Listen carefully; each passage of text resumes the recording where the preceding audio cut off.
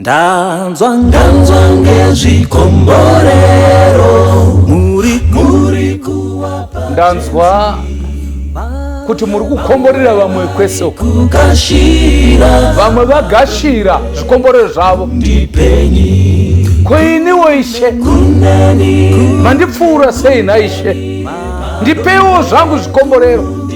Ndokudawo madonho eBaba muimba ari kutaura panapa.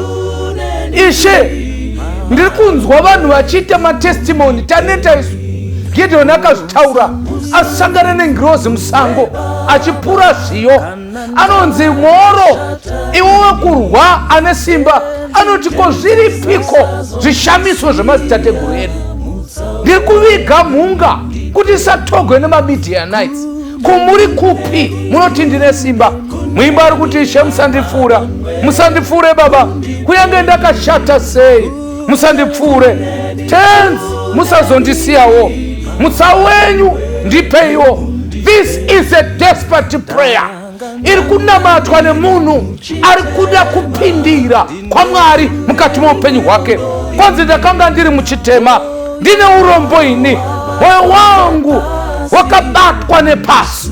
Pane imwe nguva yatinenge takabatiwa nemikakanura yenyika, uri mukati mechakasara chezvivi. But the Bible is clear. Vese vakamugamuchira Mwari anovapa simba rekunzi vanakomana nevanasikana vaMwari. Imba neni munhu waMwari, utaure mudzimu mutsvene, musapfuure. Musapfuurewo mapofu akaita sesu. Mutirape Baba, tine upofu.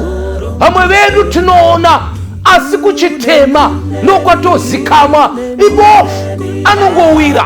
Nota hosi ubofu here, kufuma uri mumba isiri yako, wasiya imba yako, ndoupofuka.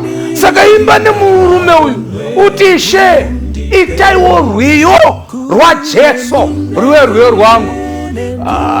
Ndofarira mani muimbi anoti zvevamwe handingazvigoni. Imbondipaiwo Baba, imbondipewo rufaro. Eka ndaiona mota vadhiraivha, imbondipewo yangu.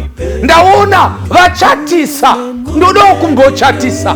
Ndazviona vapemberera, ndodawo kupemberera. Kwero basa racho, ndipewo kabasa racho. Kuchimbondipewo kautano Baba, nyika ino ichapfuura. Imbondipaiwo utano hwacho. Kuneni kuroti kwandiri ndipeiwo Baba. Namata munamato, munamato wakanakawo. Uyu ndo munamato wakanakawo. Imbomera kunamatira vanhu zvevanhu, imbozvireka, imbozvinamatira iwe Mwari, imbondipaiwo.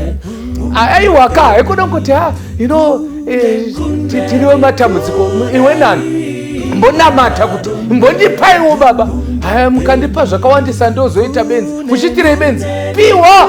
Jehovha anazvo, anoti ndichakuzarurirai mawindo, kwete windo, mawindo. Saka piwa naJehovha. Kana wapiwa usazomukangamwe. God bless you.